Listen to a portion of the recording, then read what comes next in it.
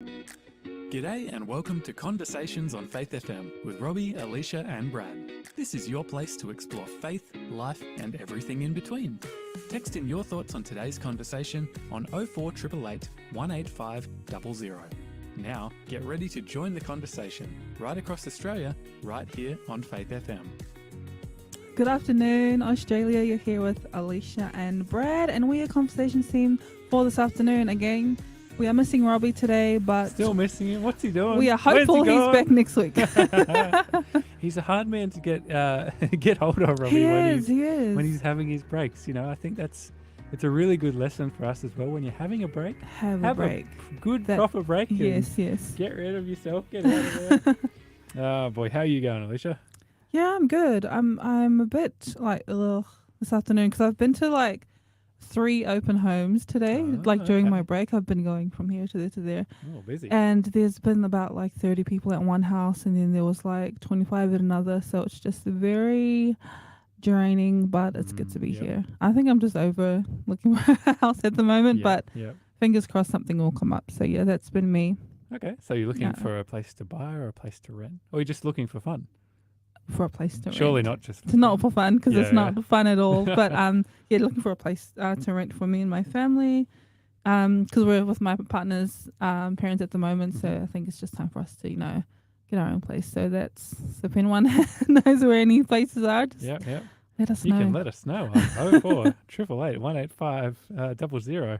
Yeah, that's an interesting thing. It's a tough spot to be in at the moment in Australia, crazy. In Melbourne in particular, but all around Australia looking for rentals. Yeah. I never noticed market. until we actually, because we've been looking for about 6-7 months now, and it's just the same thing every single time, but I haven't given up. So I'm sure something will come up, when the time is right. So that's been my day today. Absolutely. How about you? Fair enough. Yeah, look, I'm doing pretty good, all things considered. Trying to think. Yeah, do you ever have those moments where someone says to you, "So what's been happening in your life?" And you think to yourself, You're I'm not. What has been happening in my life? I don't really know. That's right, I'm not self-reflective enough to actually know.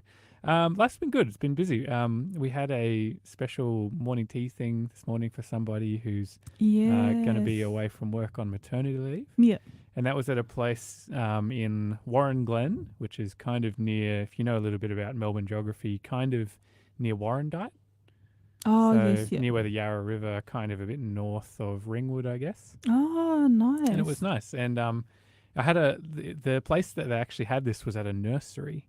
And the cool thing about it is they had a whole stack of native plants that are native edible plants. Oh, wow. Yeah. And I always find native edible plants really, really interesting because unlike, the wimpy little European plants that we always grow for everything else that get bugs and diseases and whatever, a lot of native food plants don't really have those problems with bugs. So you don't have to use pesticides. You don't really have to worry about them getting diseases and you're having to spray them with your copper sulfate and that sort of that is thing. so cool. And I'm just going to remember the name of the thing that I got. It was like a native blueberry. And it was called... You ordered? No, I bought one. Well, you bought... Oh, okay. And I'm just trying to look up it's called medium berry. Medium berry? Yep. And so it looks kind of like a blueberry, except it's white. Oh, wow. Did they have samples that you could try before you... No, well, unfortunately, it's the wrong season for these sorts of berries to be actually, growing in season. But they looked, the plant looked really cool, looked really nice and healthy, so... Oh, nice. So now I'm going to go home and try and figure out and hopefully what sort we'll of have pot some to put it in the office when they do come to fruition. But that's so cool.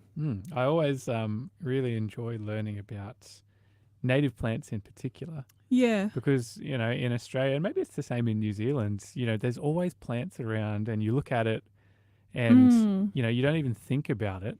But there's so many different things that you can just eat so easily. Yeah. That just naturally grow everywhere. Yeah. But we kind of just assume, I guess it's just a weed or it's poisonous or you can't eat it or whatever. You can eat dandelion greens just straight growing. Yeah. See, I never knew that. There you go. Yeah. So you could just quite good for you. literally just pick it off and eat it. Yep. Oh, Yep. You may or may not like the actual taste. But it's Some edible. people, yeah. Some people find them a little bit bitter. Yeah. You can actually kind of, if you want to make them less bitter, you can. There's a couple of things you could do. You could like saute them, like you know how you Oh, saute I gotcha. spinach, Yeah. or you can kind of what's called like cold water blanching them. So you basically just take them, put them in some really cold water Yeah. for about 30 seconds, and then you just chuck them in your salads or whatever, and they're not bitter Oh, anymore. that's interesting. So there you go. So like there's pretty much every part of the dandelion plant you can eat. So you can use the flowers Never in would look. teas. People often take the roots, dry them out, grind them up, put them in teas, that Oh, sort of yes, thing. yes, yeah. See, they're that pretty would good make for you. sense. Like having it in a tea form. Mm. But wow, that's cool. That's interesting. Yeah. And maybe this is something we can do on Conversations one week. And if you'd find this interesting, please text in and let us know. If we would get someone who might be like a naturopath or Yeah, that would a be like a great. foraging expert or something like that, Yeah. to just come in and say, okay, like here's a bunch of the random plants that probably exist in your backyard that you can That actually you could eat, benefit from. and they're good for you. Yeah. That is a good idea. Yes, Mm. text us in if you like that idea, and we will find someone Yeah. who We will use specializes our in that area sources. to come and have a chat with us. Yeah. I mean, another thing that I know at least is there's certain types of clover you can eat as well that are actually quite good for you. Oh, okay. So, and I should probably preface this by saying, please be careful. Don't just go into your backyard and start ripping off all the random Start things like, taste testing yum, everything. yeah, No, amazing." don't do that. But white clover. So what white clover is, it looks like normal clover that you see in your backyard, but it has a little. So you have the circular leaf, and then there's a small like white circle pattern on the inside of one of the leaves of this type of Yeah. clover, and that's actually edible as well. And it has kind of like a nutty Wow. kind of flavor, and you can put it in salads or That just eat is it. Or so whatever. crazy. And it's got lots of iron in it. So for people who are anemic, it can actually be quite a good thing. Yeah. But again, I'm not a doctor. I'm not an expert. Yeah, don't go picking your plants and having them for dinner tonight. Just Yeah. just hold off for a second. Just because I eat random stuff it doesn't necessarily mean that it's for everybody. So especially mushrooms, don't go around just randomly eating Especially, mushrooms. yes. Although that said, the other day... Wait. Okay, No, go. look, I've got a beautiful big book at home that's all about the types of mushrooms you can find in Australia. Oh, okay. And so, like, basically the last month, it really has been mushroom season because it's kind of, mid-late autumn and it's been quite damp. And so you just get mushrooms growing everywhere. And I was stoked to find a whole kind of little... You know how mushrooms always kind of grow in circles? Yeah. Like a little grove of mushrooms. Yeah. And these ones were called shaggy ink caps. Shaggy ink caps. And I've so never heard of them. they grow a couple of inches tall, and they're about, the circumference of a 50-cent coin or something like that. I'm and looking them up. Oh, wow. Yeah. And they kind of like pop up from the ground. Yeah. And they only grow for, 3 or 4 days before they'll start to go a bit funky. But if you get them and then you pick them, they taste beautiful. Wow. Yeah. And so the best way to cook them, and here's Brad's cooking advice for today, I guess. You get these ones, you pick them, you want to like sweep the dust off and that sort of thing. The best way you can cook mushrooms. See, as growing up as a kid, I always hated mushrooms because the way people would cook them is yeah. I think it's how they chuck make them. Yeah, how you make them. Yeah, people just chuck them in the frying pan, and as soon as mushrooms heat up, they just kind of dump out all of the moisture in them. Yeah. And just go soggy, and it's gross. And I always hated mushrooms like that. Oh. So here's the trick to cook mushrooms perfectly. What you do is get a plate, put a piece of like paper towel on it, put your mushrooms on there, and then put them in the microwave for about a minute. In the microwave for a minute. In the microwave. And what does that do? So what that does is that actually kind of evaporates some of the water that's in the mushroom, going soggy or anything like that. Oh. So then once you've done that, then you cook them the normal way. So you can chuck them in the frying pan with your butter or garlic or whatever you want, and then you cook them. And because there's not as much moisture in them, they don't go soggy. Oh, wow. So they actually go like all nice and I'm going to try that tonight because really I love tasty. mushrooms. Yeah. So that's the best way to cook mushrooms. We're so off topic. We are but, not talking about food at all today, just FYI. But thank you for sharing that with us. We had a text come through from David, mhm. and he says, good YouTube afternoon. So I'm assuming Yeah, he's yeah. watching from YouTube. So Alicia and Brad from David Edgar of Allenbrook in Perth, Western Australia. Thanks, David. Nice to have you tuning in this afternoon, and let us know if you're a mushroom fan too, mate. We're so off topic, but it's great. Okay, so with that whole tangent, yes, I bought this funny berry plant, and I'm looking forward to discovering what sort of berries come out of it, Yeah, and that would be interesting. kind of what they taste like, and yeah. Yeah, cool. Maybe I'll grow some in. I'll bring some in once they've grown, and we can all try them out and see if they're rubbish or We'll not. do a live reaction for our reaction, listeners if that's. Well, there's like there'll basically be at least like 6 or 9 months between now and then. So I'll give you regular Cool. updates on how my We random should have little that as a small segment on a little. That can be our Oh, man. conversations planned for the year. Conversations plan. I like that. Yep. Oh, that's very cool. Well, we've almost run out of time in this first segment to even mention what we're going to be talking about on the show today. But we're going to be talking about riots. I Predict a Riot is the name of a song by one of my favorite bands when I was at uni called the Kaiser Chiefs. I Predict a Riot. But that's what we're going to be talking about because in the world today there's riots going on in a lot of different places. Yeah, yeah. And the Bible does actually have some different stories about riots and things to say about it, and that's kind of what we're going to be delving into. Cool. So we're actually just about to go. We spent all this time talking about mushrooms. We're about to go to a song now. This is Colin Buchanan with It Was His Idea. You're listening to Conversations on Faith FM. We'll see you just after the break.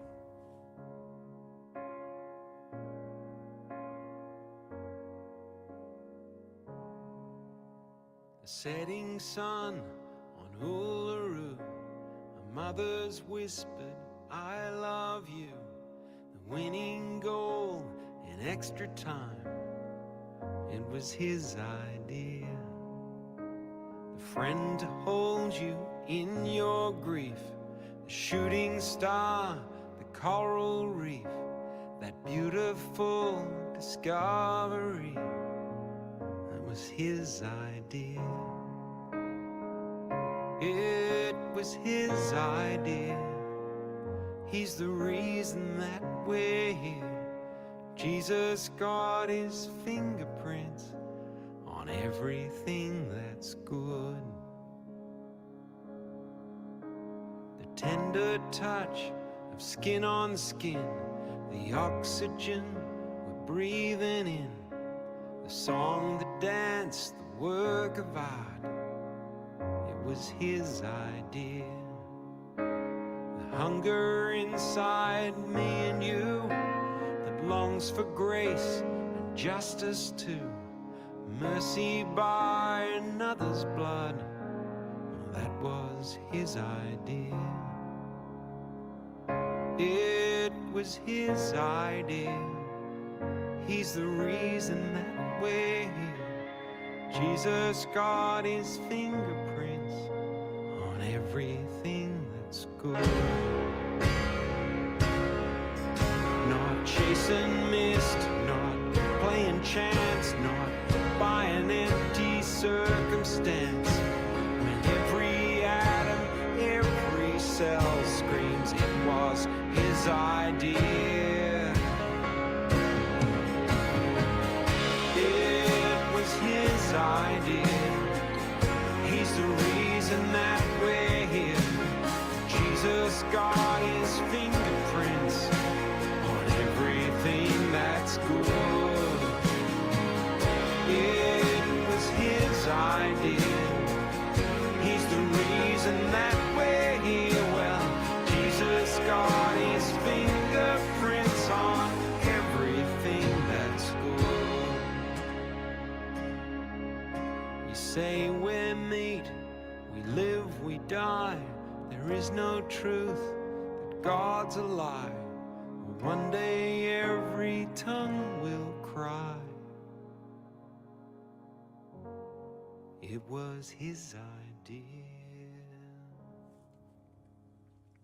You just heard Colin Buchanan with It Was His Idea. And Colin Buchanan is one of those guys that, if you grew up as a Christian, he's written all sorts of really amazing kids' albums and kids' songs, very well known, very, very well written, very fun and encouraging. And yeah, definitely if you've got kids, I'd encourage you to check some of those out if you haven't before.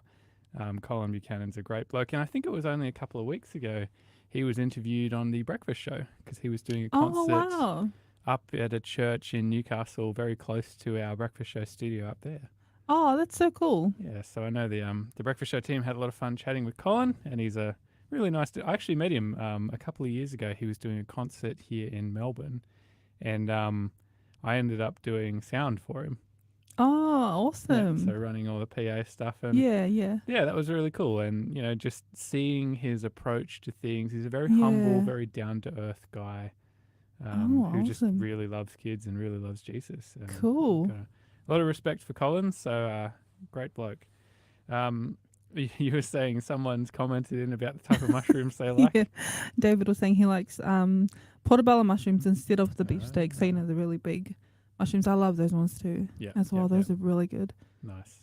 Yeah, actually, funnily enough, it's my wife's cousins who live up on the north coast of New South Wales, kind of yes. near Tweed. Yeah. They've actually got a big mushroom farm. That's right. Yes, I remember They're called the that. Shroom Brothers. Oh, cool. And so they grow all sorts of different mushrooms, a couple of different varieties of oysters, so like white and pink and yellow ones. Yeah. They may even have black oysters, I can't remember. But then they also grow nice lion's mane mushrooms. Oh, wow. So those lion's manes are really, really good for your brain, Oh. helping your brain develop new neural pathways and all that sort of thing. So to our listeners, if anybody ever has brain fog, start doing a bit of research and reading into lion's mane mushrooms. They're very cool. They also grow nice, big, beautiful shiitake mushrooms as well. And That's good. I think it's Alex and Abel last time I was up there, they're saying, whenever they take them to the markets, because they're kind of near Byron Bay, whenever they take them to the markets, the shiitakes just fly off. They go, yeah, I could imagine. Yep. So, yeah, shout outs to the Mahanu boys and anybody else who knows them up that way. You guys do the best mushrooms around. And if anybody's looking for cool mushrooms, check out Shroom Brothers. I think you can find them on Instagram, and you can actually see all these amazing types of beautiful, colourful mushrooms and stuff they grow, which is completely unrelated to what we're talking today. Unless the mushrooms are so good that people start rioting over them, which could be a possibility. Could be a possibility. You never know. They are very, very good. And I don't know if you've been aware, Alicia. I guess I've been a little bit aware over the last few months of what's going on over in France. I've seen a little bit of it, but I haven't really gotten into it. Okay, yeah. So there's been a whole situation happening over there where their government has basically decided to increase the age at which people can retire Yes, get the pension. What have they increased it to? So it's changed from 62 years old to 64 years old. Oh. So, that might not sound like a big deal because for us here in Australia, the pension system's quite different. And I think here in Australia you have to be, I think retirement age is 67. Yeah, around that. Yeah, I think it used to be 65, but now it's increased to 67 before you can claim a pension. Yeah. And, unlike the French, I don't think any riots happened over that. Yeah, not to that extent, I don't think, no. But equally, I think as a country, we don't really have that kind of riot culture. Yeah, we don't. We protest, but we don't riot how they would overseas. Mm. And, it's a big deal. Like, for a lot of people over there, this is causing a lot of pain and frustration because, let's say, if you were 60 or 61 or 62 and you're planning out your future and what you're going to be doing over the next couple of years, you'd be thinking to yourself, okay, so I'm making plans for when I hit 62 and that's when I'm retiring and I'll still have a bit of money coming in through this pension. So I'll be able to live in a particular house in a particular place, Yeah. still be able to do certain things. And so you've made all your plans for that. You know, maybe you've even handed in your resignation letter to your Yeah. boss saying, okay, so in a few months' time, I'm going to retire from doing this. And suddenly, all of that gets flushed down the loo, basically, Yeah. because of this decision. And, you know, I can understand why people would be angry about this. And they are really angry. Like, I'm just looking at it, a little bit of it online, and it's one of those riots where people actually get hurt and wounded, and there have been lots of arrests, lots of damage around the place. So you can see how sort of passion. I feel like it's passion. You know how passionate these people are about what's happening over in France. Mm. Well, it was only in 2010, I think it was, so only really about 10 years ago, that a similar thing happened because the government was raising the. And I should clarify, this is like what's called an early pension age. Oh, okay, yeah. So there's two different ones. There's like a full pension and there's an early pension. And so back in 2010, there was a similar thing where they were trying to increase the early pension age where you could apply for it from 60 to 62. Oh, got you. And, you know, so now it's changing from 62 to 64. So it's getting pushed back another Even couple of further, years. yeah. And perhaps the deal that has made people more upset is because this was not something that had a lot of popular support. And, you know, if it had come to it like the French House of Parliament, so to speak, the French Assembly, probably wouldn't have passed this law. Yeah. And what actually happened was the president, Emmanuel Macron, decided to use a certain constitutional power that he as the president had to basically force this bill through the parliament and basically enact it into law without going through those democratic processes. Oh. So I think it's perhaps that is the thing that people are more upset about. As opposed to the age.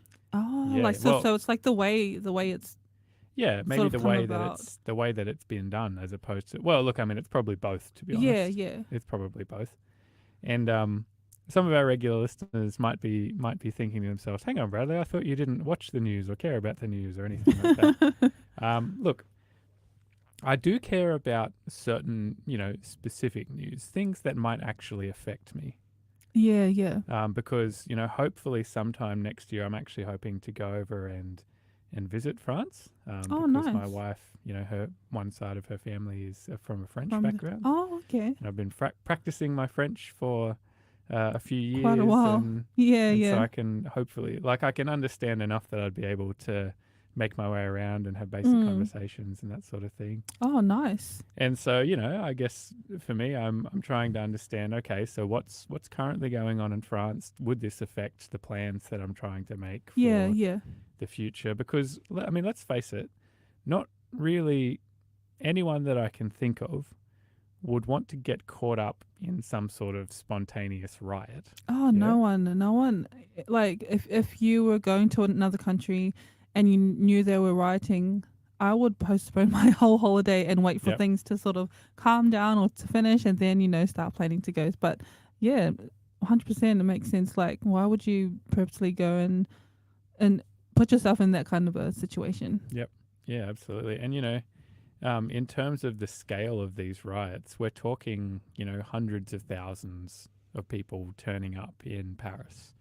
Which is, man. You know, and you know, depending. See, this is always the interesting thing as well. Depending on who you talk to, some statistics say, you know, it's hundreds of thousands or millions of people.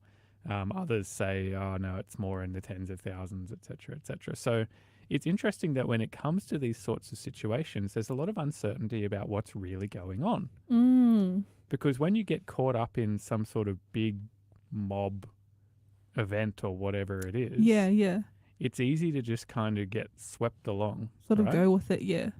Because when you're caught up in a mob, the last thing you want to be, especially an angry mob, right? When you're caught up with an angry mob, the last thing you want to be doing or seen to be doing is going against what the angry mob is trying to achieve. So if they're trying to break in and steal stuff, for example, you don't really want to get caught saying, no, guys, no, we shouldn't Let's steal not stuff. do that. Yeah. Yeah, because suddenly then you're the bad guy and you're probably going to get beat up or whatever it might Yeah. be. Yeah. Or at least that's what we would like to think. Mm. I think it's definitely a tricky thing to say, what would we actually do in a situation where we were caught up in a riot Yeah. or an angry mob or whatever it might be?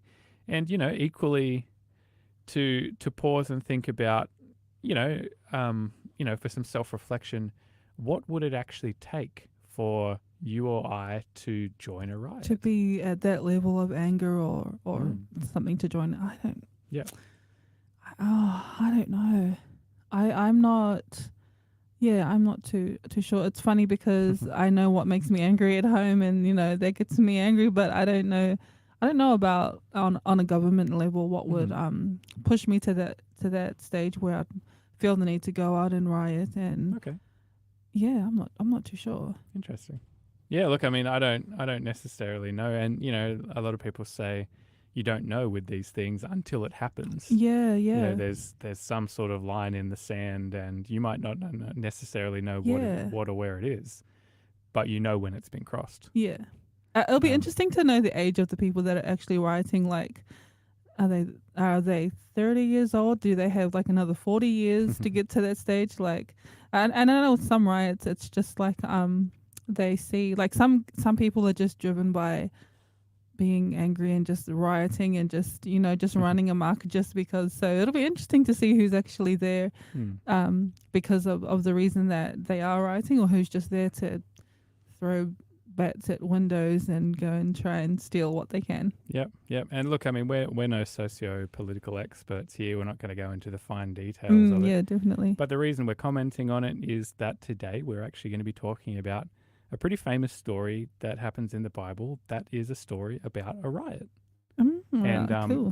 How it happens, why it happens, how it's dealt with, and sort of reflections and themes and teachings can we take out of this that apply to our lives today in the world that we live in today. Awesome. Cool. You are listening to Conversations here on Faith FM. We're going to go to a song now. This is Frontier with the Basics of Life. Stick around because after the break, we're going to share a little bit about what our free offer is for today.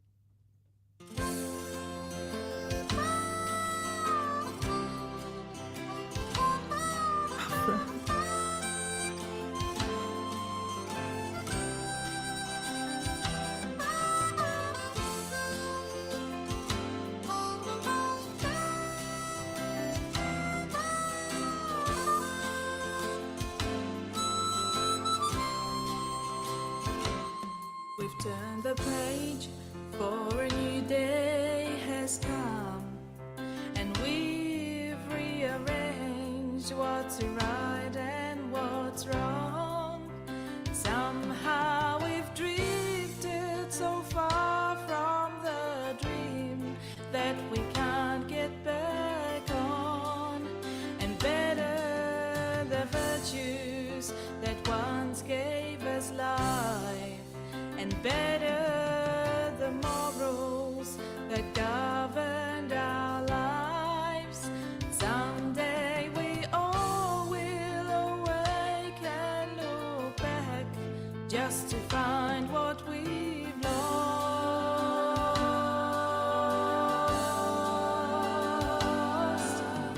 We need to get back to the basics of life. A heart that is pure and love that is blind, a faith that is fervently grounded in Christ, a hope that endures for all times. These are the basics. We need to get back to the basics of life.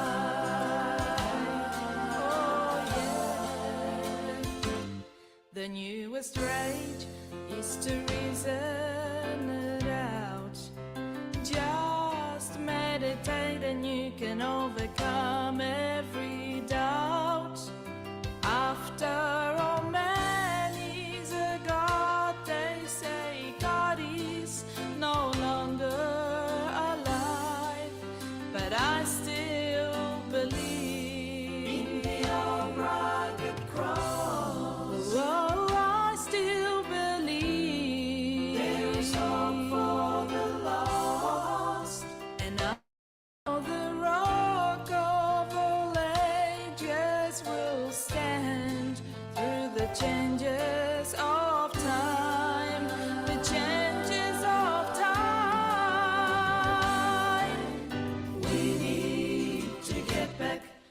the basics of a life.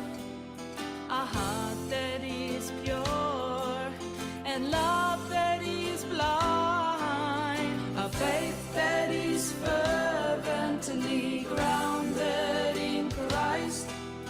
A hope that endures for all times. These are the basics. We need to get back to the basics of life.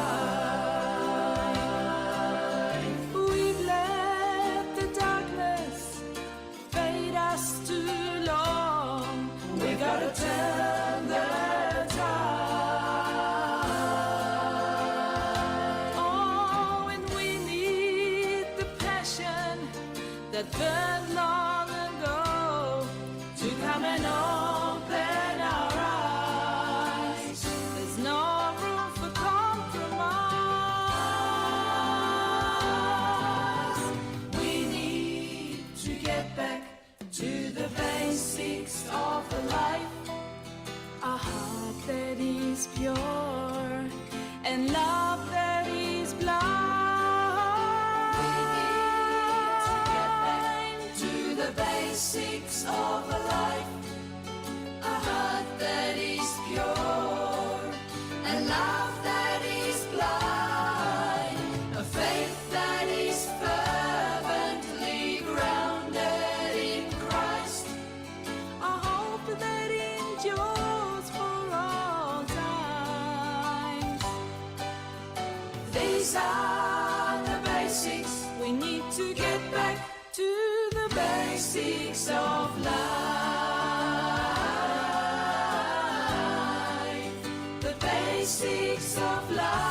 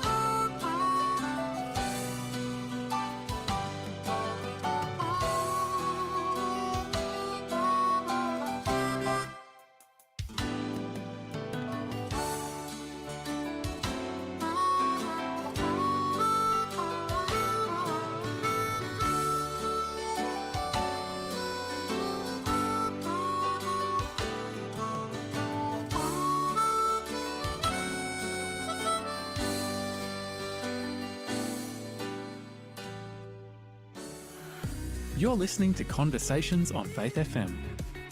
You are back with Alicia and Brad, and this is your conversations team for this afternoon. So we've been talking lately about mushrooms and berries, but we're actually talking about riots today. Funny how it all ties together. Yeah. Somehow. It will somehow in the Yep. end. And we normally mention our free gift in the beginning, but we were getting a bit Pleasantly into our distracted. into our food. And so our free gift for this conversation this afternoon is a book called How to Give a Bible Study by Kurt Johnson. So How to Give a Bible Study by Kurt Johnson. And just stick around with us for a bit, hang out, have a chat with us, and towards the end of the show we'll let you know the free code to text into 0488 185 00 to get your free book today. So, and also we forgot to mention as well, if you missed any other shows on any of our other shows before, you can jump on all good podcasting platforms as well as our website faithfm.com.au to catch up on all the content that we've had before. Amazing. Thanks, Alicia. And yeah, that little book that we are going to be giving away is a really cool one, because I think when it comes to, you know, other things like the funny things we've been talking about today, you know, whether it's like mushrooms or native plants or the news or whatever it is, it's one thing to know about it, but it's another thing to actually be able to teach someone else about it. Yes, it's totally different. I've noticed that, like, and when you're studying the Bible, there's like different ways you study. You study for yourself, and then you study when you're a teacher, and then it's like it's different the way you study for yourself. So yeah, I think I want this book, How to Give a Bible Study, because I have no clue at all, like how to give a Bible study. Mm. I can do Bible study for myself and, have that time for myself. But when it comes to teaching or sharing, I just go blank and I'm just like, sorry guys, you just turn to this book and this is what we're doing. So yeah. it would be a good book to get your hands on. Yeah, absolutely. So stick around because we're going to be sharing the special code for that a little bit later in the show today. But as we mentioned before, the theme of today's show is riots, and we call the show I Predict a Riot. And we're going to be looking now at a very famous story of a riot that happened in the Bible. And perhaps unsurprisingly, can you guess who this story is going to be related to? Paul. Yeah. Paul, yes, correct. Ding, ding, ding. Paul, who somehow manages to always cause a bit of a fuss wherever he went. It's interesting when you think about characters in the Bible, sometimes you think about, would we actually get along with them? Yeah, I know. Would we hang out with them? Because Paul gets himself into some trouble sometimes, but Wherever there was action, Paul was always at the center of it. He was right in the middle of it, yes. Yep. So we're going to be looking at this story in the book of Acts, and we're going to be in chapter 19. So if you are not driving, if you are driving, you're excused from needing to do this. But if you're not driving and you've got your phone or a Bible or something nearby, feel free to open your Bible up to the book of Acts and chapter 19. So a little bit of context of what's going on in this story. Paul has been on the road and he's been doing mission work. He's been traveling around. He's been in lots of parts of Turkey and Greece, what back in the day were all parts of the Roman Empire. And he's just arrived at a place called Ephesus. So Ephesus was a fairly famous city back in the day. And he's been going around and starting to share Jesus with these people. And there were all sorts of interesting things that happened in the first part of this chapter 19 of Acts, where Paul had, we see that he's actually been there for a couple of months. And there's some people that agreed with him and came to know Jesus. There's some people that didn't. There were some people saying, oh, we don't know what's this deal with the Holy Spirit. There was other people saying, oh, we want the Holy Spirit. So lots of different reactions to what Paul was up to. And Paul was going around, he was doing, and this is a really interesting part, he was going around doing miracles. And, there's a little snippet here that says, God did extraordinary miracles through Paul, so that even handkerchiefs and aprons that had touched him were taken to the sick, and their illnesses were cured, and the evil spirits left them. Ooh. So that's pretty crazy. And I think that ties back into the idea of Jesus saying, that faith has the power to move mountains. Yeah, for sure. Because I don't think it was something like, Paul was somehow mystically imbuing a handkerchief or something like that whenever he touched it with some sort of magical power. Yeah. No, it was the belief that these people had for something that was in line with God's will. Yeah. And it was that faith that healed them. And interestingly, there's also examples where there were some people who were going around trying to kind of mimic Paul and trying to cast out evil spirits from people who are demon possessed. And the story says, in the name of Jesus, whom Paul talks about, I command you to come out. And, there were people who didn't really have a belief in Jesus who were going around doing this. And the evil spirits answered them and said, well, I know Jesus and I know about Paul, but who are you to give this command to me? And so interestingly, these guys, were trying to do this, but they didn't actually have faith or a relationship with Jesus. And, again, we keep going through and it says when these stories became known to the Jews and the Greeks living in Ephesus, they were all seized with fear, and the name of Jesus Christ was hurled in a very high honor. And many who, there's a story here where it says a number of people who had practiced sorcery brought their scrolls together and burned them in public.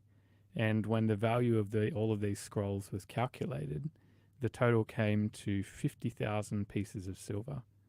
Now, to put that in, Wow. like to give that in a reference point, a piece of silver, so a drachma would be the Greek term for it, or a denarius was the Roman term, would be worth about a day's wage for the average Oh person. wow.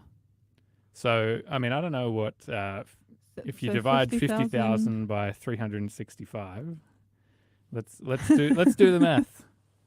50,000 divided by 365. So that's more than, like, for the average person, that's over 100 years worth of work. Oh. Yeah. So the average person probably wouldn't have earned that much in their entire life. Yeah, yeah. This That was the is value of all this, the that was the scrolls that they value of what these people had said, you brought. know what? If I have to choose between this Yeah. and Jesus, Jesus is worth more, Wow. which is pretty cool. So they Yeah. had to make a Especially big how sacrifice. how it would have been back then and how the way that they lived. Mm. That would have been like money now.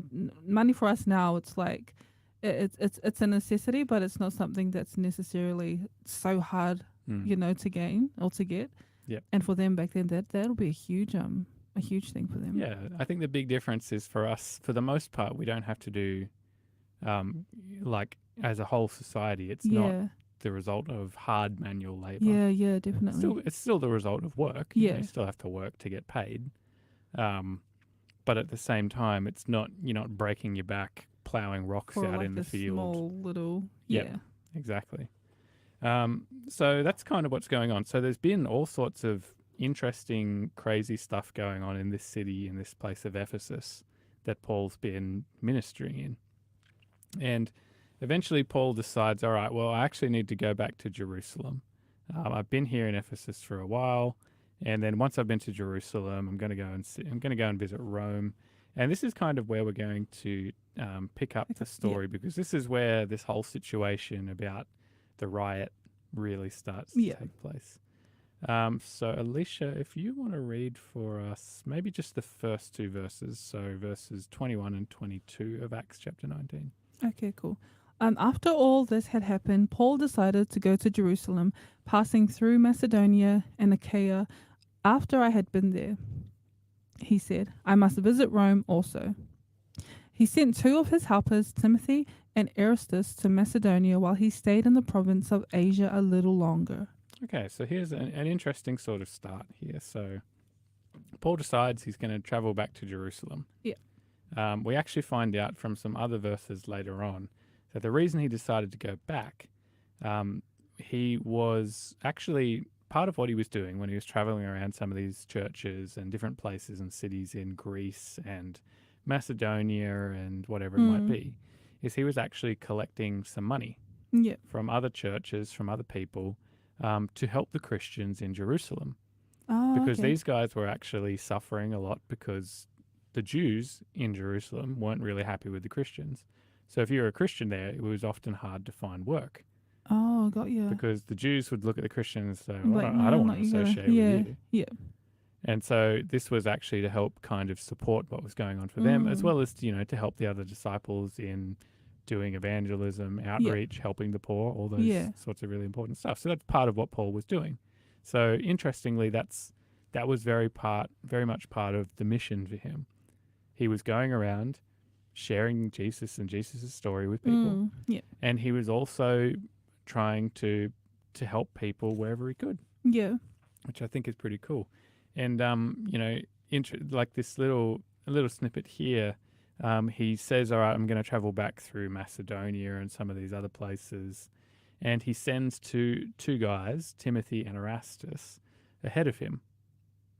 And I think that's a really important point. Like ministry, helping people connect with Jesus is not just a thing where you walk up, you bump them on the head with the Bible, so to speak, and then you leave. Yeah. There's actually like a journey of coming to know Jesus. And what Paul is doing here as, a leader is he's going, all right, well, I'm going to send a couple of people before I go there so that they can reach out, start connecting with people, start helping people. And then when I get there, they're going to be ready to hear about Jesus. They're going to be ready to actually understand and learn and be ready to disciple others and share this stuff. Yeah. Which I think is really cool. And, again, when it comes to the free offer we have today, which is about how to study or how to give a Bible study, it's the same sort of ideas, right? Yeah, very similar. As a leader. And I guess one little question I think would be interesting to chuck in here is, we see that Paul's traveling around and he's collecting money. And a question I have, and maybe you want to answer this and we'll throw it out to the listeners as well, is do you ever get sick of fundraisers? Do you ever get sick of people asking for money? And, even when it's for a good cause, right? Yeah. Sometimes it's just like, oh, Another another one. thing, Yeah. another thing to give to. Oh, there's more people in need, more people suffering. Do you Yeah. ever kind of just feel like, oh, I'm just so tired of this, and I don't want to talk to this person, and I don't want to do anything. Yeah.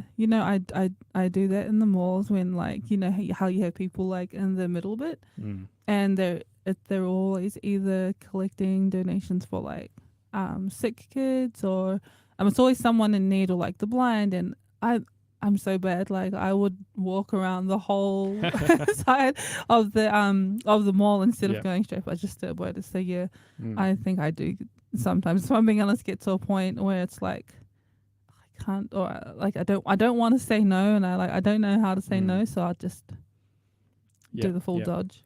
It's a hard thing, and I guess for me, I've learned over the years that because I think genuinely as Christians we want to be able to give and we want to be able to help others, right? Yeah, for sure. And equally, that doesn't mean that we shouldn't have boundaries. Yes. And I guess maybe one thing I've learned over the years is when it comes to these sorts of things, it's actually okay to say when people are asking you to give, it's like, okay, I'm happy to give as a one-off thing. Yeah. I'm not going to sign up for like some sort of ongoing thing. Yeah. But I'm happy to give you some money now to help out with whatever's going on. Yeah. And I've found for me that's been a really good boundary to have because, a lot of charities, they want you to commit to ongoing things. Yeah. And it's kind of like, oh, well, I don't really feel comfortable doing that, but I feel guilty if I don't. And, because I do want to help people, but I don't know whether this, and you kind of get flustered and on the spot. So anyway, an idea that can actually be helpful for dealing with those sorts of situations.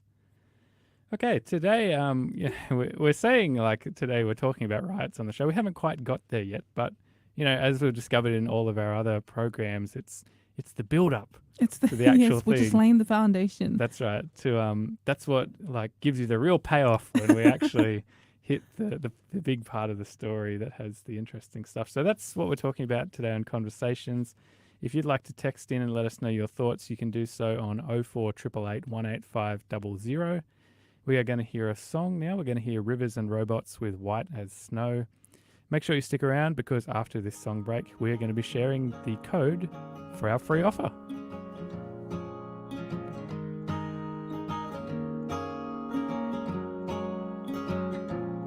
So I cling to the Lamb who has purchased me with his own blood.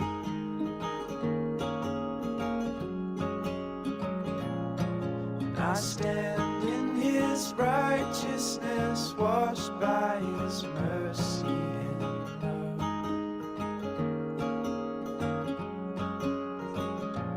Though I fail 1,000 times, Lord, your mercies are new every morning.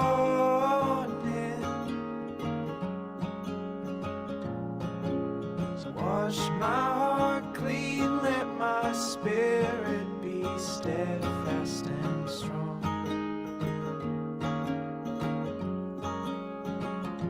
And all my sins like scarlet will be white as snow, though they're red like crimson, they will be as wool.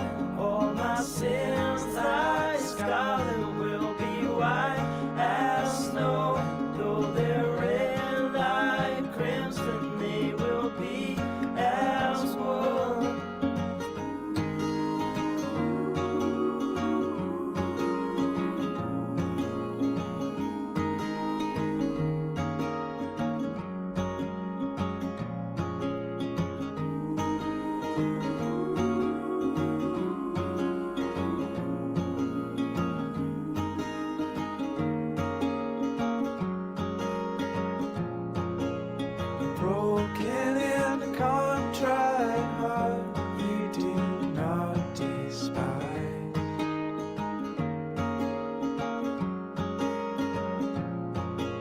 So wash over me, clean my heart, clean my mind, clean my eyes. All my sins like scarlet will be white as snow, though they're red like crimson, they will be as wool. All my sins like scarlet will be white as snow, though they're red like crimson, they will be as wool.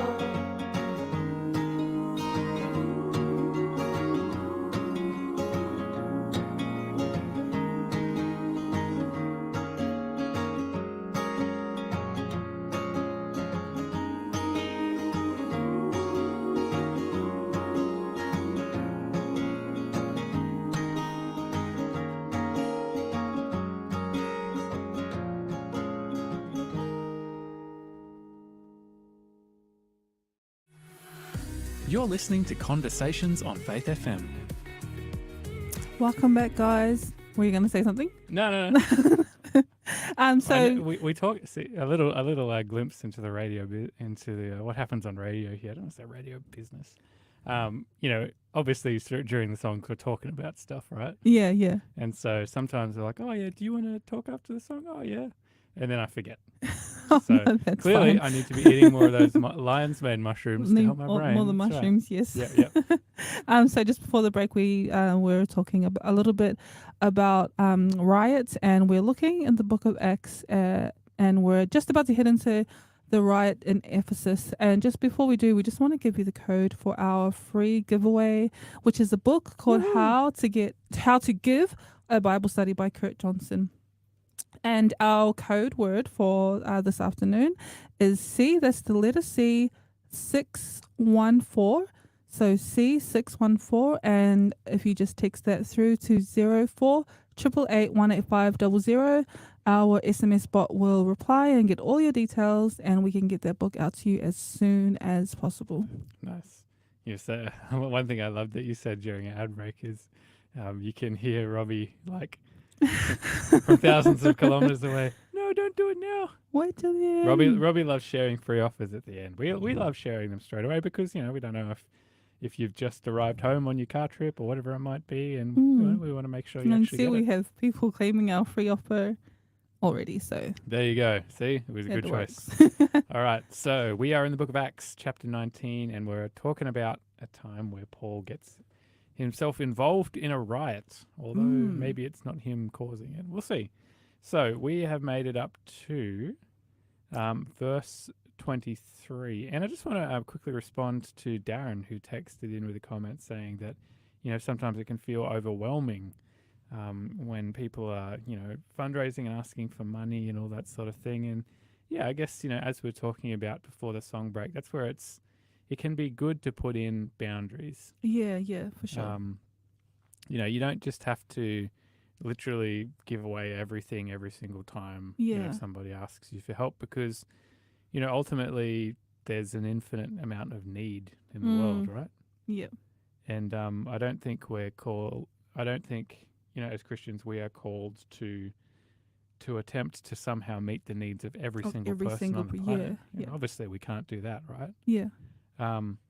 And I guess that's where a relationship with Jesus is important, in that, when you see someone asking for help, if you're not sure, pray. Just say, "Hey God, is this something that you want me to support right now?"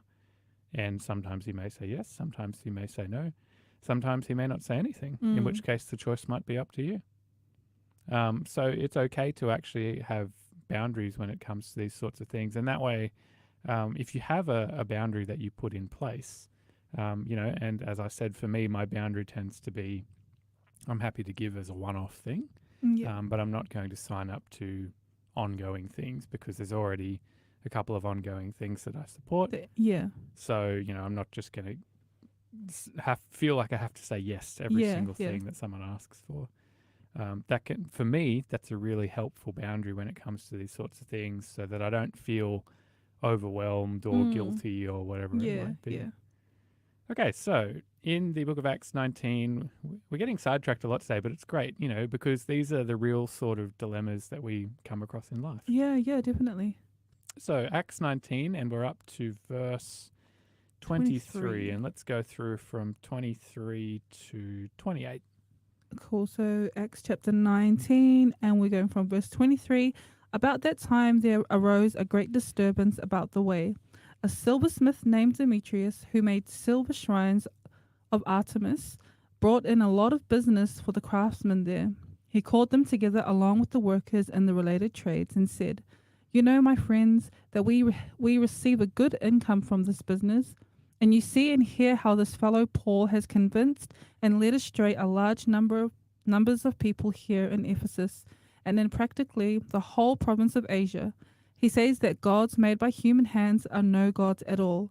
There is a danger not only that our trade will lose its good name, but also that the temple of the great goddess Artemis will be discredited, and the goddess herself, who is worshipped throughout the province of Asia and the world, will be robbed of her divine majesty." When they heard this, they were furious and began shouting, "Great is Artemis of the Ephesians." Interesting. So there's a bit of stuff going on here, right? So Yeah. in verse 23, where it says there, about that time there was a great disturbance about the way. Yeah. So this is what the early Christians actually referred to their movement as. Oh, okay. So they weren't, to other people they were referred to as Christians because they were followers of Christ. But they kind of referred to themselves and what they did as the way. The way. So that's what this actually means. Now, we see that Paul had decided to basically stay in Ephesus, keep on sharing, keep on talking, keep on preaching about Jesus for a while. And there's this bloke, Demetrius, who gets mad because basically if people come to believe in Jesus, then they're not going to buy his stuff anymore. Yeah, he's going to lose out a lot of business. Yeah. And, he says it here, like he calls up all of his workmates and he says, we make a real killing from what we're doing here. Yeah. And, there's this guy, Paul, who's going around and led astray, all the people here in not only in Ephesus, but everywhere. And, he says that gods made by human hands are no gods at all. And so the point is, this is actually a pretty big deal for them, right? Yeah, it is. So when we talk about Artemis, so that's I believe Artemis was the Roman name of this goddess, and I think the Greek name was Diana, or it might be the other way around. I can't quite remember exactly. But Artemis, Diana, refers to the same goddess. And she was the goddess of sex and fertility. So that was her particular role in the pantheon of Roman/Greek gods. There was a lot of crossover between Roman and Greek gods, right? Yeah. So, this particular goddess, and we'll use Artemis because that's how it's referred to in the story. Yeah. She was a really big deal in the known world at the time. Yeah. Obviously the Romans had conquered a huge amount of the known world that imposed their religion. And so Artemis, people who were part of the Roman Empire, if they wanted help with sex and fertility, whether it was for them or a family member, or even things like their crops or their sheep or their goats or their donkeys, cows, whatever it might be, this was the god that you would pray to, the god that you would make offerings to, sacrifices to. And part of this was this whole practice of what Demetrius was doing, selling these little silver shrine things. Yeah. And what the silver shrine business was all about was in this particular city here in Ephesus, where this story is happening, was a particular temple that was dedicated to the goddess of Artemis. Have you ever heard of the 7 wonders of the world? Have you ever heard that term before? Yeah. So the 7 wonders of the world, you had things like the pyramids in Giza, you had the Colossus of Rhodes, etc., etc. Yeah. The Temple of Artemis in Ephesus was actually one of these 7 wonders of the world. Oh, okay. It was so big and beautiful and famous that people would come from all around the known world to visit. But see, here's the most interesting part. This temple was actually a major bank and actually kind of like a treasury Yep. for the kings and the emperors and the kingdoms of the world to store their wealth. Oh wow, so it's like quite a big deal. A really big deal. So in the same way that, for example, today I might travel to Paris and I Yep. would buy, a souvenir. Like I might buy like a little Eiffel Tower keyring Thing. or Yeah. Yeah. something like that. Like where would you travel to? Like if you go anywhere for a holiday? I would probably go to Jerusalem. Okay. So what sort of souvenir would you get from You there? know what I would try and get, because I've seen it. My Mhm. uncle went once, and they literally just got like a test tube Okay. of the sand sand okay. that was there, and That's that's kinda like cool. one of the souvenir things that they got. So Yep. I would get one of those. So in the same way that I'd go to Paris, get an Eiffel Tower, you go to Jerusalem, get a vial of sand, the very rich people in the ancient world would travel to Ephesus and they would buy basically one of these sorts of things that Demetrius is selling. Yeah. He would buy like a little silver version of the temple, probably. Oh, okay. Yep. And then they would take it home and go, look, everybody, here, I've been We here. went to And Ephesus. we went Yeah. to Ephesus and I sacrificed to the goddess. Look, here's my souvenir that shows, Oh, okay. Yep. the evidence for it. And so we see in this story basically that, this guy Demetrius is making a good bit of money from selling his souvenirs. And Paul is biting into his profits by spreading the message of Jesus. Yeah. And it's not even intentional with Paul. He's just doing what he does wherever he goes. Yep. He's not there to like make anyone bankrupt or to steal anyone's money. He's just doing what he knows what to do, and that's just spreading the good news of Jesus. And so what ends up happening is Demetrius accuses Paul of slander. So basically accuses him of defaming the goddess Artemis and claiming that she's a fake and she's not worth it and the god, as he says here, the goddess will be robbed of her divine majesty. Yeah. And like all the tradesmen and guys that he's talking to who are probably involved in making these little shrine things, they hear this, and whether or not they had a particular religious belief or background for why they're doing it, so whether it's religious or whether it's a more economic thing, they basically get incredibly upset and they run around shouting, "Great is Artemis of the Ephesians." Yes. And so, what actually is happening here is Paul is being set up in a sense. They're saying to him, "Oh, this is what you're going around doing. You're specifically going around to try and mess with our business, and how dare you? So we're going to get back at you by, claiming that, you're saying our goddess is no good and whatever it is." Yeah. As opposed to, the actual, their actual issue with him, which is that, he's causing some problems for our business. For the business, yeah. And so let me just check how much time we got. A bit of time. All right, so let's go now. We can read the. Actually, or maybe we can pause here and just ask a little question. What is it about Christianity, for example, that following Jesus, that sometimes people who are not Christians really get upset about? In this sort of situation. Yeah. And I'm not asking this in a sense of, oh, wow, look how great we are and how stupid everybody else is for not agreeing with us. Yeah. There are certain things that, like, there are cultural values or particular values that Christians have that people who are not Christians actually find might be offensive or annoying or upsetting or whatever. For example, if you run a business selling food, and you're trying to compete with Christians who are next door running a food bank or something like that, just giving stuff away. You might be pretty mad about that, right? Yeah. There's often things these days to do with, homophobia is something that gets thrown around. Views on abortion, for example, like that. The Bible prescribes particular value to life that's not really a parallel value Mm. to A lot of a lot of what the other- Western yeah, world values. yeah.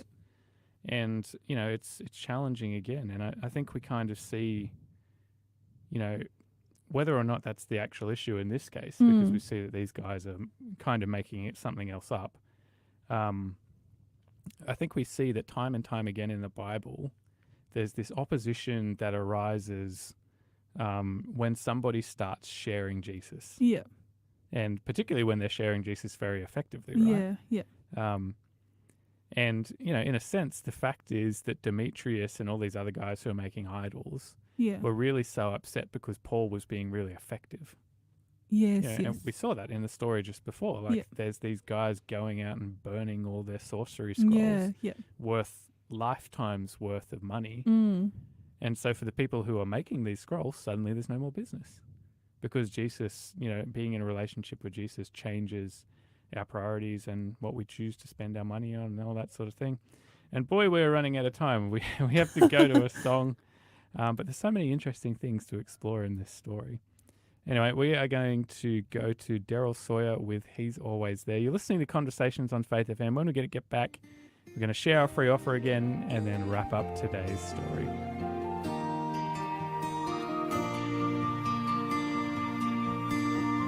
Forest green with shadows playing cool on my mind, or meadows in the springtime soaking up the warming sun. When all is peace and happiness, I feel my Savior near. I see His love in all that He has done. He's always there. By His still and gentle presence, I can feel His love surround me as I call upon His name. He said He'd always be there, even to the end of the world. For we're the reason that our precious Savior came. Times my peace seems buried by the cares of the day, and life's a struggle just to face the trials I must bear. The clouds may cast a shadow, but God's love comes shining through. He understands, and all my pain He shares. He's always there. By His still and gentle presence, I can feel His love surround me as I call upon His name. He said He'd always be there, even to the end of the world. We're the reason that our precious Savior came.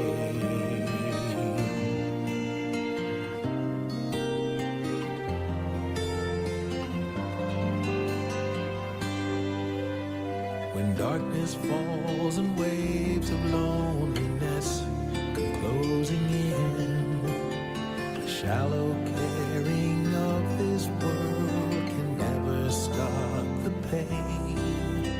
You need a friend to lean on, one who's with you to the end. And that's one reason that our Savior came. He's always there. By His still and gentle presence, I can feel His love surround me as I call upon His name. He said He'd always be there, even to the end of the world. We're the reason that our precious Savior came. We're the reason that our precious Savior came.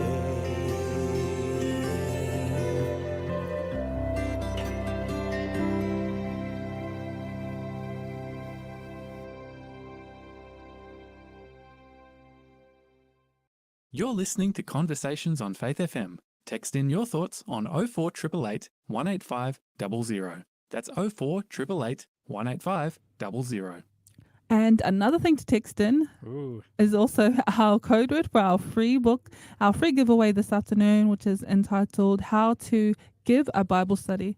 And our code word for today is the letter C. So C614, that's C614 to 048888 185 00. So get that in quick. We have some people claiming that free offer already, so that's always a good thing to see. Nice.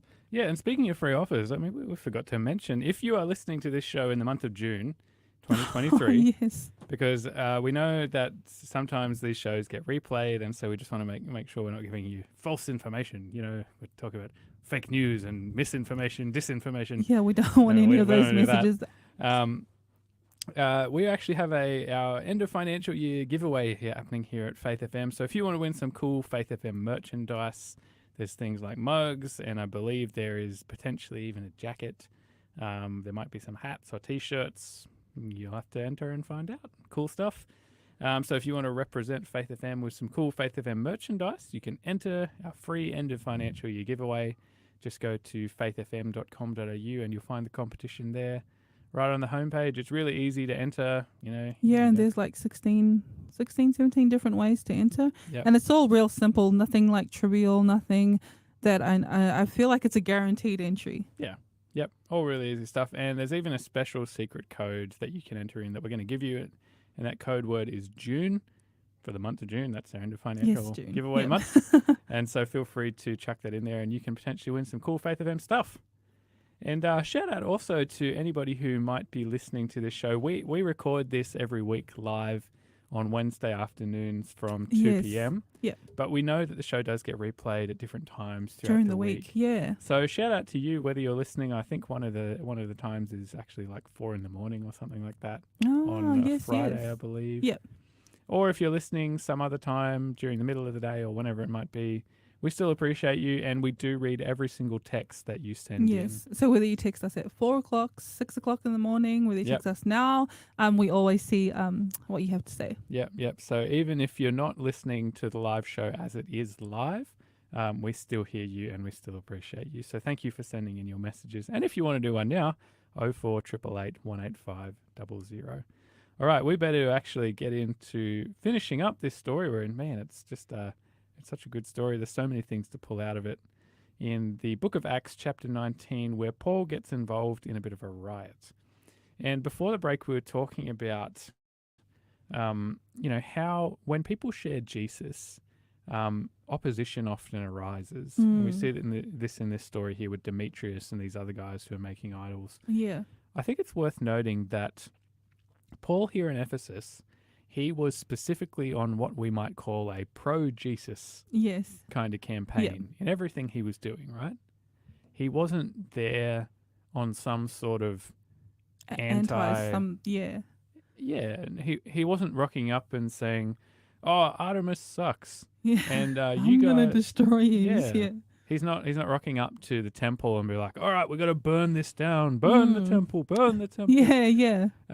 He rocks up and he's like, "Let me tell you about Jesus," and I think that's a good point to make, because in the way that Paul approaches his ministry and all that sort of thing, he's offering people choice. Yeah, for sure. And, the same deal here. Like when it comes to the people in Ephesus of choosing whether to believe in Artemis or to believe in Jesus, Paul's saying, well, here's the reasons I think you should believe in Jesus. Yeah. And he's not saying, oh, let's shut down the temple and bankrupt these guys. It would just be that, well, if people chose to follow Jesus, they would naturally stop worshipping Artemis. And then they would probably stop buying these shrine thingies, and et cetera, et cetera. Exactly. And I think, when it comes to ideas of, how should we try and change society? Because, as Christians, we want people to be in a relationship with Jesus. Yeah, definitely. Because we believe that it's such an amazing relationship to be in that improves our lives in so many ways. We want to share that with others. I think Paul kind of gives us this good kind of recipe for, as a leader, how we can change society and share people with Jesus. We're we're not really called to, there's no purpose in trying to hold the rest of society accountable to, our beliefs and our morals, Yeah. because they don't, It's if not they don't their have them. beliefs and their morals. Yeah. And, you've probably heard the name Charles Spurgeon, who was a very famous preacher from 100 years ago. He noted that, real change only happens when somebody's heart changes. I love that. Yeah. And I guess, like Paul, we should seek to share Jesus with people and then allow him to do the changing. Yeah, yeah. And I think sometimes we think it's us that does the changing in someone's life. Like we need to do more. We need to tell them what they're doing wrong so they can do what's right. And I love Paul's approach of just sharing Jesus. He didn't threaten anyone. Yep. He didn't say, if you don't follow Jesus, you're all gonna die, and I'm gonna destroy your whole city. Like, he was never like that. And I think that's a good way that we need to be, especially in this day and age now, when I feel like one mention of Jesus or Christianity, we've already got this stigma like, oh, you just want to change us, or you just want us to believe what you believe in. Yep. So I think, it's important just to share Jesus and let Jesus do what Jesus does. Yep. Absolutely. All right, so let's push on so we don't run out of time this week. We'll read from verses 29 through to 34. Okay, 29 to 34. We're in the book of Acts 19 for those listening. Soon the whole city was in an uproar. The people seized Gaius and Aristarchus, Paul's traveling companions from Macedonia, and all of them rushed into the theatre together. Paul wanted to appear before the crowd, but the disciples would not let him. Even some of the officials of the province, friends of Paul, sent him a message begging him not to venture into the theatre. The assembly was in confusion. Some were shouting one thing, some another. Most of the people did not even know why they were there. The Jews in the crowd pushed Alexander to the front, and they shouted instructions to him. He motioned for silence in order to make a defense before the people. But when they realized he was a Jew, they all shouted in unison for about 2 hours, "Great is Artemis of the Ephesians." For 2 hours. 2 hours, yeah. Oh, wow. It's a real funny situation in a sense here, isn't it? So you had a bunch of people who are upset, and so they go around and start yelling, "Oh, Artemis is the best. Artemis is the best." Yeah. And suddenly the whole city's in on this thing, trying to figure out what on earth is going on. And, so these guys who are going around, they grabbed Gaius and Aristarchus, so people who are traveling with Paul. Yeah. They rushed into the theatre. So this isn't a movie theatre. So the theatre in like ancient Greek cities was kind of like the city square. Oh, so yes, like the big public square where people would talk, and, the mayor might rock up and share about, okay, so here's the latest all the decision. big decisions are made. Oh, yeah. Yep.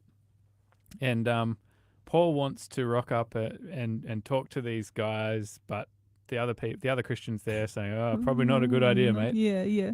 And and it says, in verse 32, it says the assembly was just in confusion, right? This is what's going on. This is what happened with a mob, right? With a riot. Yeah. There's some people shouting something, some people shouting someone else. It even says most of the people didn't even know why they were there, doing. Yeah. which is funny, isn't it? And there's a group of people in the crowd. They push someone forward to say, to be their spokesperson. And then the crowd realizes that he's Jewish, and so they associate him with Paul, and so they don't even listen to him, start yelling again. And it's funny actually, because in a sense, the Jews in Ephesus here, who were not friends with Paul, right? Yeah. They would actually, when you think about it, they're actually trying to take advantage of the situation, because they're trying to send one of their own forward to say, "Oh, hey everybody, we also hate Paul, and don't associate Paul with us, with other Jews here in Ephesus, because we've got our own interests and blah blah blah." And you can kind of see that this pretty much just backfires on them too, Yeah. right? Because the crowd sees it and they're like, "All right, well, he's a Jew and Paul's a Jew." So they're all the same. Yeah, and it just shows this is what happens like when we're in a mob situation, like a riot. There's no how do we put it? Like, there's no room for discussion.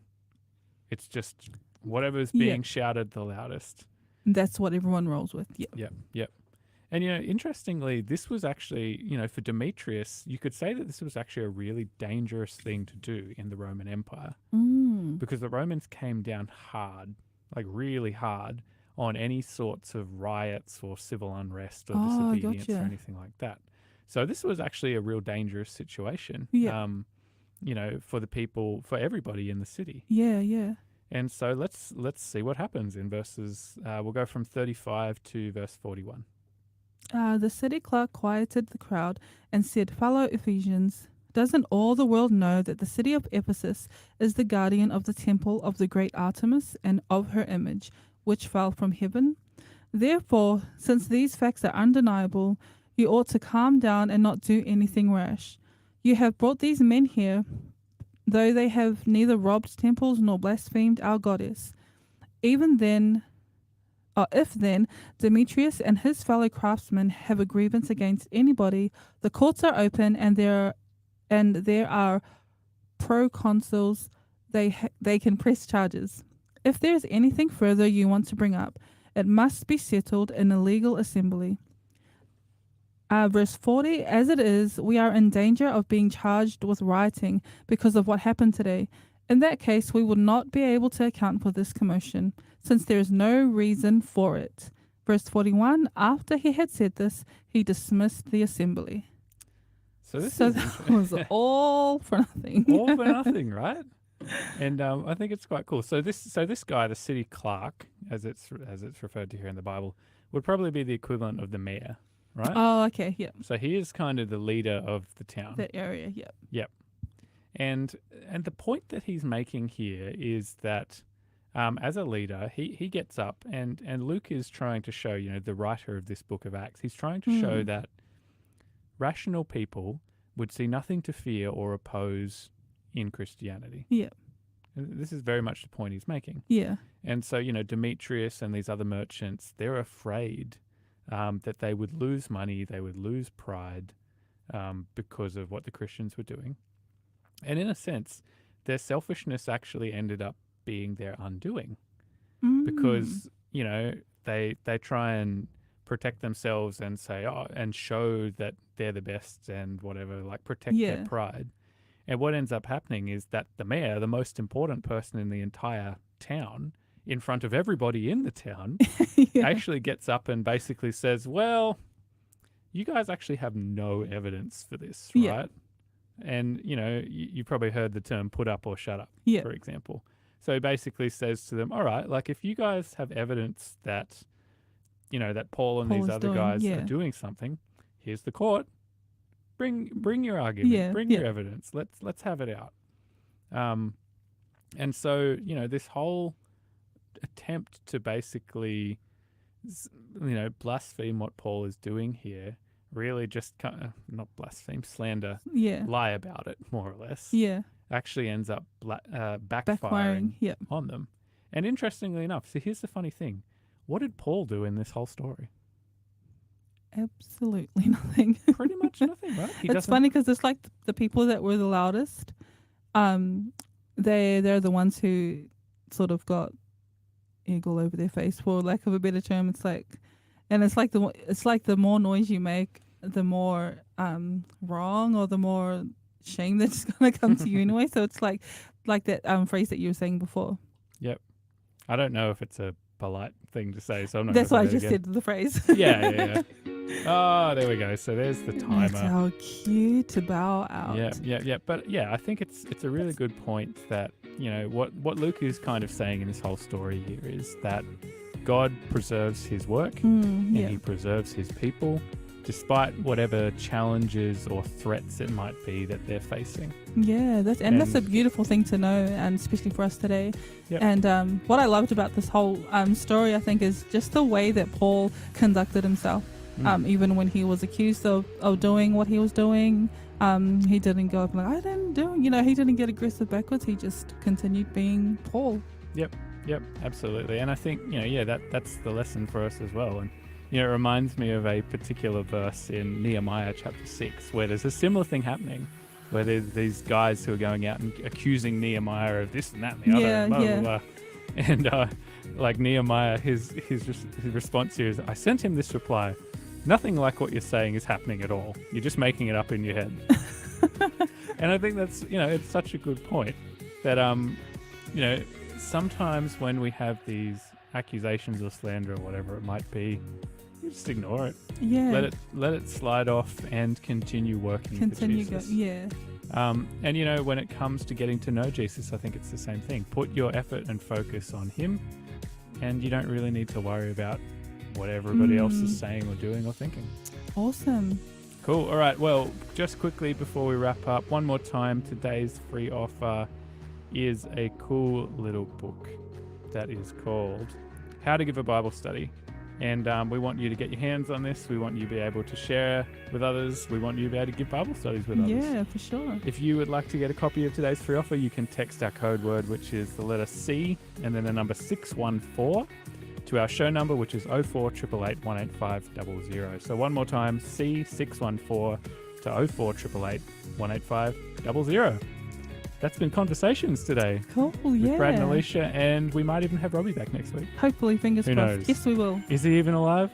We'll find out. That's like a cliffhanger. That's a cliffhanger. Cool. See you later, Alicia. Bye, guys.